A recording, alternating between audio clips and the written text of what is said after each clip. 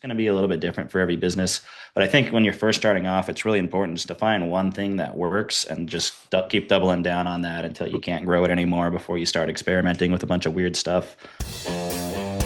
Hello and welcome to Pillars of Wealth Creation, where we talk about creating financial success with a special focus on business and real estate. I'm your host, Todd Dexheimer. Now, let's get to it. Hey, welcome back to the show. I'm your host, Todd Dexheimer, and excited to have William Milliken. William, how are you doing today? I'm doing good, Todd. Thanks for having me. How you doing? Absolutely doing excellent. So William is the founder of Swoop Scoop, and Swoop Scoop is a multi-million-dollar dog waste removal company. That's right. They're scooping poop. Look, I wanted to bring William on because he's got a ton of knowledge and he's got over 5,000 YouTube subscribers, 600 plus paying monthly members. And you've helped a ton of entrepreneurs really launch and grow their own successful dog waste removal business. So with that said, William, give our listeners maybe a bit more about your background. We'll dive in. Yeah. So my background was actually in digital marketing for like local home service companies. And I realized I make a lot more money if I own the companies instead of just providing services to the companies. So I would start partnering with operators. So I actually have an electrical company. I got a garage door company. I'd set up all the marketing, set up all the systems, and then they would deal with actually like fulfilling the service, all the hiring, things like that. Hmm. And I had a buddy of mine that wanted to start a business with me. We didn't really know what to do. He wasn't like a plumber or HVAC tech or anything like that. So my wife had hired a pooper scooper. So I said, hey, why don't we give this thing a shot? And it ended up being the fastest growing company that I started, which is kind of crazy. Picking up dog poop, who would have thought? Yeah, it just doesn't feel like it could be a very, it just doesn't feel like a big business, right? It Yeah. doesn't seem like that could be. So talk to me about it. Like, how is this such a big business?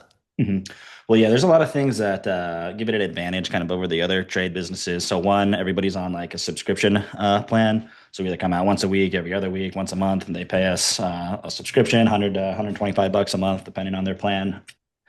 And it's also a lot easier to hire employees. I just need somebody that can go out and pick up dog poop. I don't need like a journeyman electrician with 8,000 hours and all these crazy licenses and things like that. Hmm. So that makes it a bit easier as well.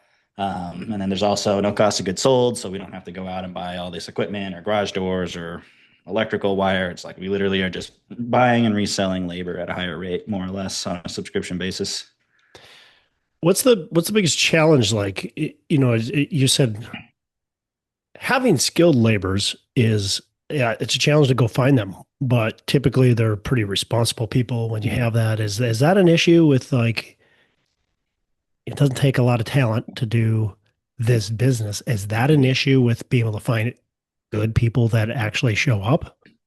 I think it used to be when we were first starting off, we didn't really have a lot of experience with just hiring that volume of people. So it was just kind of a churn and burn. I remember we were getting so many clients so fast that my business partner would hire one person, train them for 30 minutes, and then have them train the next like two guys kind of a thing. So we've completely like changed the way that we do things. We Hmm. probably screen over 100 to 150 resumes just to hire one pooper scooper just to make sure that we get the highest quality person possible.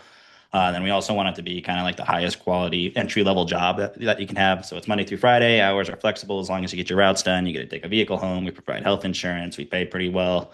Um, so we really just wanted the best entry level job possible, so we can pull the best candidates possible, and that's worked Yeah. out pretty well for us over the last couple of years.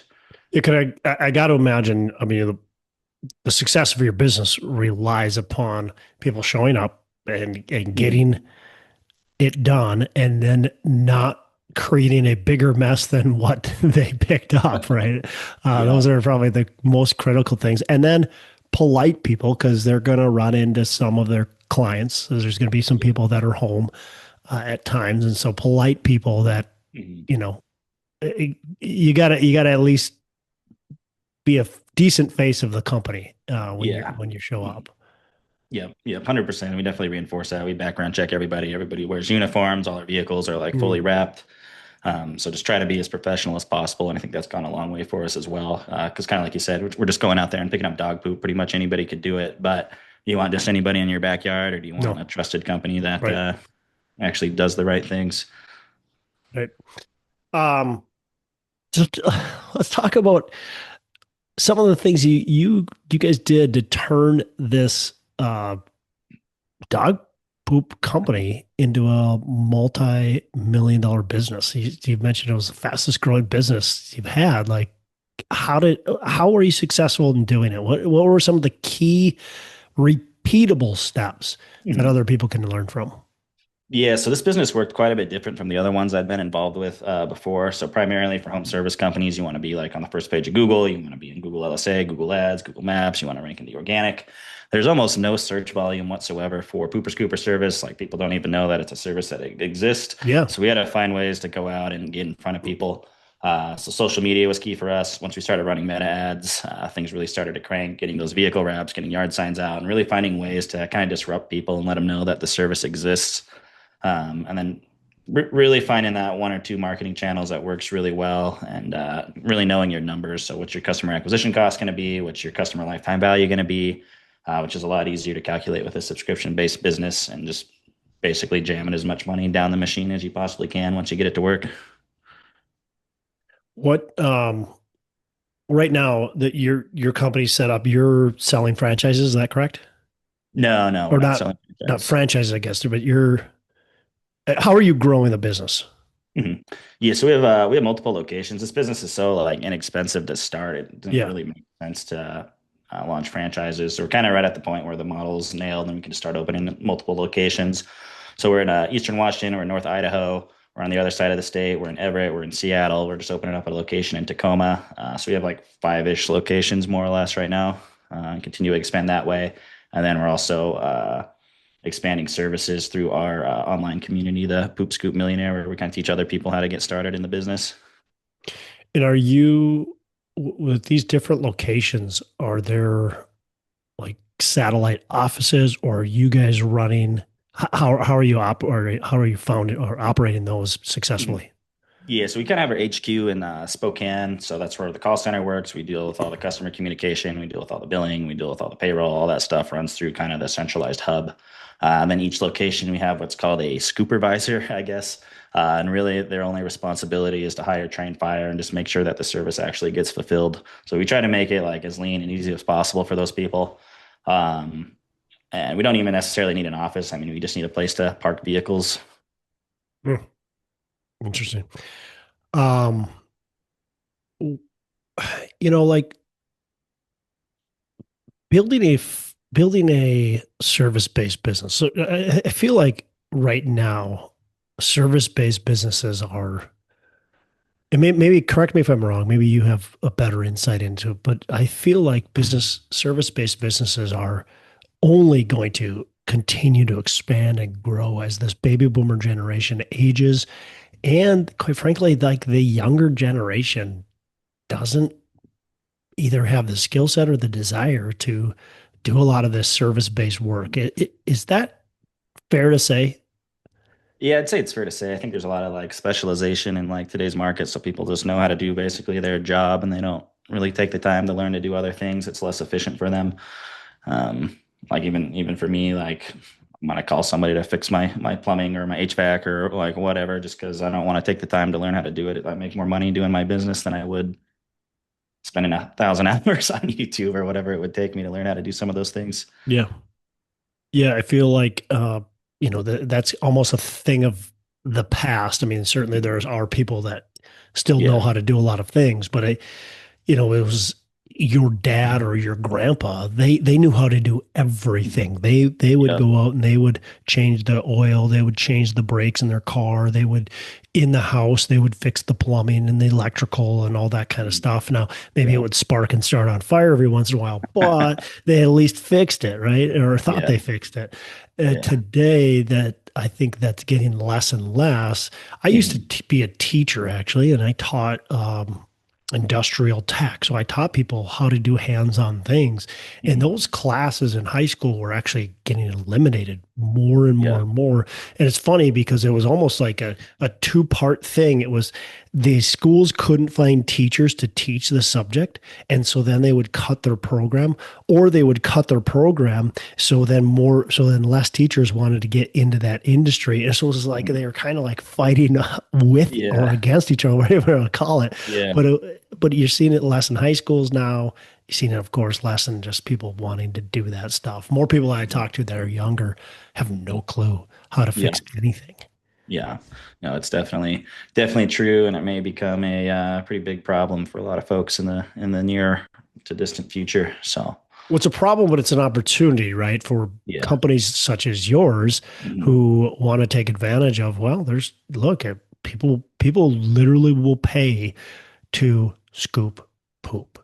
Yeah. They will pay you good money to do that. And Mhm. so starting a business to do that is an amazing thing. So, Mhm. talk to us a little bit about the opportunity that you see in the service based business, and maybe how to be successful in this business. Mhm. Yeah, there's definitely a lot of opportunity. Pretty much any like home service or service in general where you're dealing with consumers directly. I think there's a lot of opportunity. Um, some of the big opportunities are a lot of these companies have been around for 10, 20, 30, 40 years. They haven't really adopted the new technology right well. They're just basically existing off of word of mouth. So there's a lot of opportunity to come in if you know how to do even some basic advertising and just basically mop up some of these local markets, getting a good CRM, good technology, doing things like flat rate pricing versus just billing people like hourly. All those things are going to help you succeed in the kind of the service world. And there's definitely a big opportunity, especially with these people that have been around forever and they just don't know. They just don't know the tools that are available to them now. Yeah, yeah. Somebody who's wanting to, they've either got a skill set or they've got an idea. Service based industry. Yeah. Um, how do you grow? How do you grow your company? How do you get the word out there? Like you've done an amazing job growing a business that, like you said, like a lot of people don't even know exists. Like Yeah. you've done a great job growing it. How do you get the word out there to people to be able to grow this service-based business to become something special? hmm Yeah, it's going to depend on the business, kind of depend on your area. Kind of like I mentioned, some businesses it's better to be on Google if there's like a lot of search volume. Some businesses it's better to run like meta ads. Some businesses you can still do it old school. You can door knock, you can get referrals, all those kind of things. It's going to be a little bit different for every business. But I think when you're first starting off, it's really important just to find one thing that works and just keep doubling down on that until you can't grow it anymore before you start experimenting with a bunch of weird stuff. I've wasted a lot of money on things that don't work that I probably shouldn't have. So that'd probably be my best advice. Just find something that works and just double down on it. What's the most, like, the money you've wasted? What was the thing that you tried that you think that lost you maybe the most amount of money? Don't know if this lost me the most amount of money, but a funny one we had a deal with like Pizza Hut where we put our like dog poop ads on the pizza boxes. I think we spent like 5 grand or something on that. We got zero calls, zero customers from it. So People were that one was grossed kind of out. They're funny. like, bro, I'm eating this pizza and there's got a dog poop at. I'm like, no. Yeah, my pizza boxes. Well, plus the people, a lot of people that buy that are they're in apartments or whatever. They're not even like our ideal demographics. So Sure. Yeah, yeah, yeah. You got to put it on like the pedigree, the dog food bag, yeah, yeah, exactly, right? exactly. The more Yeah, you eat, man, yeah. you're So gonna have trouble here. This is good taste in dog food. Um, what's a mistake that you've made, and how have you learned from it, been able to grow from it? we made a lot of mistakes. I think hiring the wrong people as you start to grow is probably one of the biggest mistakes that you make. So not having a clear process, not having clear expectations, not having like clear job descriptions, all that can bite you pretty bad. And to kind of overcome that, we've actually built our Poops Get Millionaire platforms on school. We've also built like internal trainings on that same platform. So now every single job position, we have video trainings for everything, whether you're a customer service rep, whether you're a scooper, whether you're a manager. So we've really built that all out and really tried to refine like the hiring process. I'd say that's a big mistake. Other mistake is trying to do too many things. So we had the poop scoop. We eventually tried to like add on like lawn care services and this and that. And I think adding on too much stuff just complicates the business unnecessarily when you Hmm. can just keep growing your core offer. So that was a mistake that we made. So we literally just like pick up dog poop. We like don't do anything else.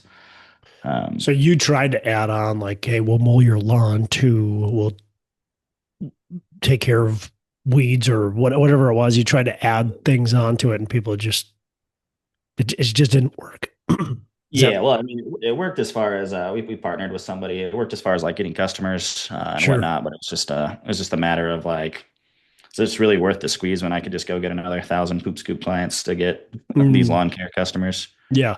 So it's you're spending more time to acquire that customer, and it's not in your necessarily just focused energy. Yeah. And the Hmm. one thing that makes a lot of sense. Yeah. Yeah. Um, what about you've got this YouTube uh platform? Talk to me about that. What is that about? And we'll talk about growth on that. Hmm. Yeah, so that like came about a year and a half ago. We were looking at ways to grow the business just beyond like general customer acquisition. So we were thinking, okay, maybe we go out and we buy up other people that have routes that are existing, or we grow through M&A and acquisitions, that kind of thing. But there actually wasn't really any other companies.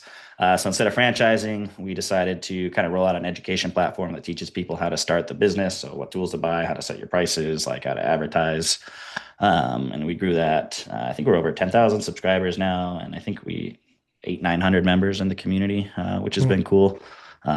And it also really brings awareness to the industry in general, which is kind of a big issue because, as I mentioned, there's no search volume. So as we've started to do this, we've started to do podcasts, we started to do other media. We've really seen the industry start to grow. It's started to bring a lot more awareness. So it's not only helped our business, but it's been able to help other people start businesses kind of throughout the country, which has been cool.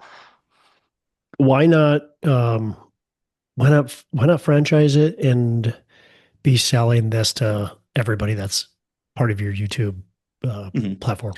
Yeah, it's definitely still an option that we can pull that lever later on if we wanted to. I think at the time when we were kind of making that decision, I didn't feel like there was enough value being added with a lot of the franchises. Some of these people in the space, they're charging 10 to 20% like royalty fees, and they're not really doing anything that special.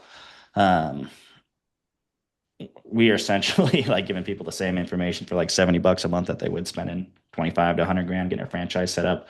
So we've been able to build quite a bit of goodwill. But that definitely is something that we could roll out in the future. So we got quite a few options on kind of how we want to pivot moving forward.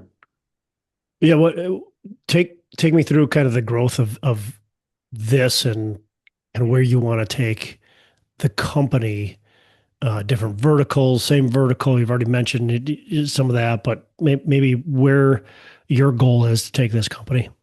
Hmm. Yeah, so in the next 3 years, our goal is to get to 10 million in annual sales with the company. And Wow. honestly, I think we could do that just within the locations that we have right now. So one big mistake that I see like a lot of these franchises do, or a lot of these other people do, is they'll open up 10 locations or 30 locations and they'll get 100, 150 clients in each location, but they don't have the route density. They don't have the profitability. I'd rather have 3,000 clients in one location than 30 locations all over the place. Yeah, because you probably have much more profitability if you have a route and you've got high density there where you can have one person spend their 8 hour day in a small geographical area. That's got to be a much more profitable Oh, yeah. than running all across town. Yeah, exactly. Yeah. Well, and yeah, drive times, yeah, the biggest killer profitability in this Yeah. business. Yeah. Also, if you have all these locations, you got to have somebody that's in charge of all those locations, right? So if we have one location, we got 15 employees there, we got somebody that's in charge, we got people that can fill in. One person calls in sick, everybody else just picks up an extra yard or two for the day. It makes it a lot easier once you get to a certain size. Hmm. That makes sense as well. Yeah, having that density allows, and it's the same thing with my companies too, right? If we've got enough density in one location, Mhm. one person calls in sick, it's not a big deal. When you just have one location and one person calls in sick, that's a really big deal. Now somebody has to pick up a shift, a full shift, and they've already worked 8 hours and now they're working 16. And Mhm. man, that's a mess. So Yeah. that makes a lot of sense. Mhm. Yeah. Yeah, absolutely. So tell me, for you, how have you been able to be successful? Maybe some daily habits, some things that you've done to be successful that you think are repeatable for other people. Mhm. Yeah, I'd say probably the most important thing in general, especially if you're starting a business for the first time, is going to be execution. A lot of people spend all this time trying to have the perfect logo and try to have the perfect website and the perfect business plan, but none of that stuff really matters. All that matters is that you're able to go out and actually start getting sales and start generating revenue for the business.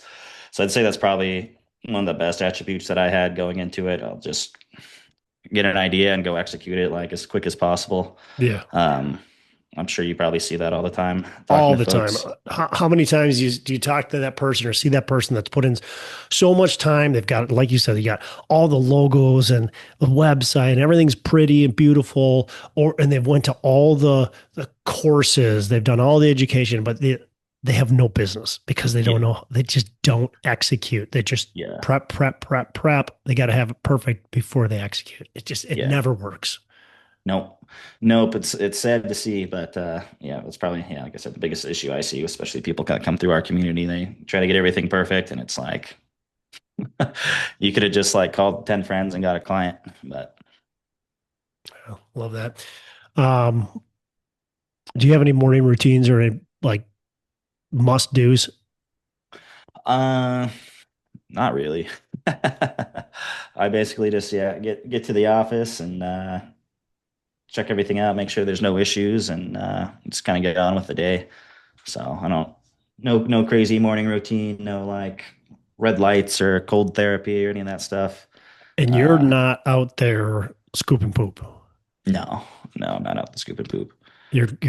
You're focused on business growth, on systems, on processes. That's what I'm taking from you. Yeah, so basically my jobs are make sure the company has enough money to do all the stuff that it needs to do. My job is to come up with the overall business strategy, and then my job is to hire kind of the core leadership team. So I'm not even doing a lot of the other tasks either. We've got a finance manager, we got a marketing manager, we got an operations manager. So my job is really to develop that kind of layer of management. So it has been a little bit challenging. We're in what they called like the swamp phase, like that 1 to 3 million. So it's you need all these like talented people that are six-figure plus salaries, but that's like all the Yep. profit the business makes at that stage. So we're just now getting Yep. out of that hump, which is cool. So we'll be able to make that big growth push over the next couple of years. That's great. That's great. I'm excited to see you grow to that 10 million of annual sales on Yeah, such a simple. What I like about your business and why I wanted to have you on is because it's such a simple business. yeah, This is nothing that I mean. This is something that anybody can do. A business you can start a business if you're like holding back of starting a business or growing something. You can look at this and go, all right, that's a pretty simple business. Like we mhm, don't have to build a rocket in order to have a business. yeah. I mean, yeah, you could literally get started for like $100. You just need like a scooper and a bucket and some kind of transportation. If you already have transportation, and like you could go out and start making money like it's as quick as today if you really get after it. So I kind of always joke if you're willing to get your hands dirty and this is like a business that you're thinking about and you're not even willing to start a business this easy, you're probably not going to start a business at all. Yeah. Kind of a thing. Yeah. Good point. Yeah, definitely. All right, William, I got a couple last questions before we wrap up. One is what's a favorite book you can recommend to our listeners? Favorite book. So I'm not I always joke that my favorite book is the Facebook because it's made me the most money. But I really like the Hormozi $100 million offer series, the leads, the money models that just came out. So I mean, every time that guy drops a video or a piece of content, I just scoop it up and just figure out how to apply it to my little dog poop business. He's a smart guy, that's for sure. Yeah, He talks really fast. He talks a lot of different things. Hard to keep up with sometimes, but fun guy to listen to. yeah, yeah, definitely. All right, last question. What are your three pillars of wealth creation? Wealth creation.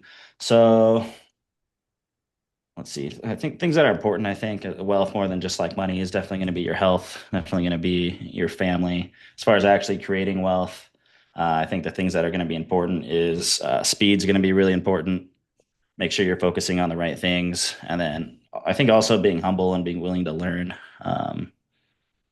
As you Yeah. start to make more money and whatnot, it's like easy to think that you're like hot crap or whatever, right? But there's always something that you can learn in most situations. And if you get arrogant, I think bad things can happen to you. So I try to avoid that when I can.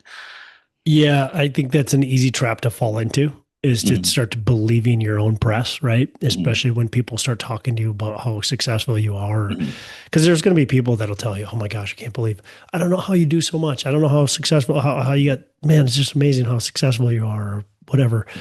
And it's like, if you start to believe that stuff, like you said, you just, Yeah. that's when things start to go the opposite way is Yeah. when you start to believe all that stuff.